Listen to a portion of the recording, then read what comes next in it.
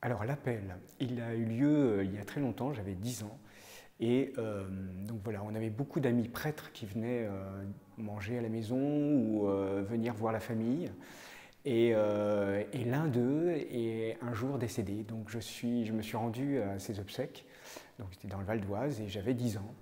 Et lors de la célébration, eh ben, m'est venue une réponse, enfin en tous les cas, quelque chose qui m'attirait, que je peux peut-être nommer Dieu aujourd'hui. Et, et je me disais, ce prêtre, il a été attiré par cet amour de Dieu. Et je me suis dit, pourquoi pas moi devenir prêtre un jour?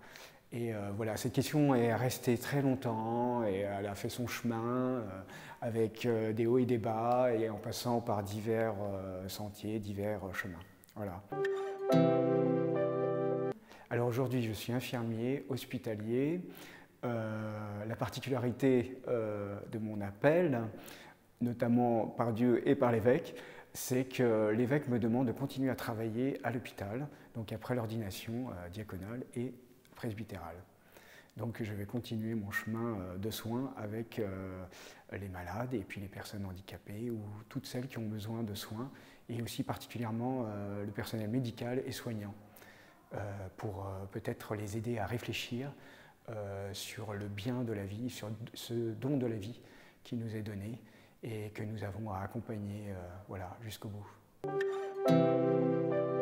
Moi, j'ai rencontré le Christ à travers un malade qui était SDF, donc en réanimation, et qui souffrait énormément, et donc voilà, qui respirait à l'aide d'une machine, et il m'a fait un sourire. Et là, j'ai été comblé de joie. Le lendemain à la messe, j'ai été surpris par une parole de l'Évangile qui disait dans Saint Matthieu 25-40, « Tout ce que vous avez fait à l'un de ces plus petits de mes frères, c'est à moi que vous l'avez fait. » Et à partir de ces deux événements, j'ai réalisé vraiment que le Seigneur m'appelait à le servir à travers ces personnes qui souffraient, notamment de maladies ou autres.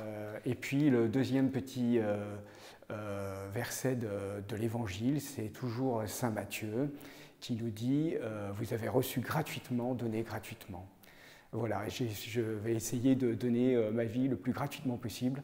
La gratuité est quelque chose qui se perd aujourd'hui et qui est à se vivre.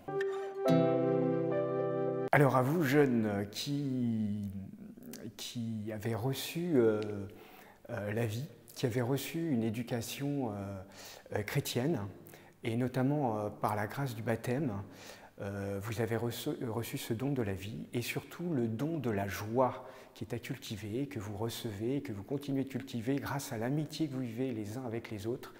Et je vous invite prestement à suivre le Christ qui vous a donné cette vie et qui vous donne cette joie aussi de vivre en Église, notamment à partir de ce synode des jeunes que nous venons de vivre cette année et qui va se continuer dans nos vies respectives, dans tous les événements que vous allez vivre à travers le FRAT, à travers les Journées mondiales de la jeunesse.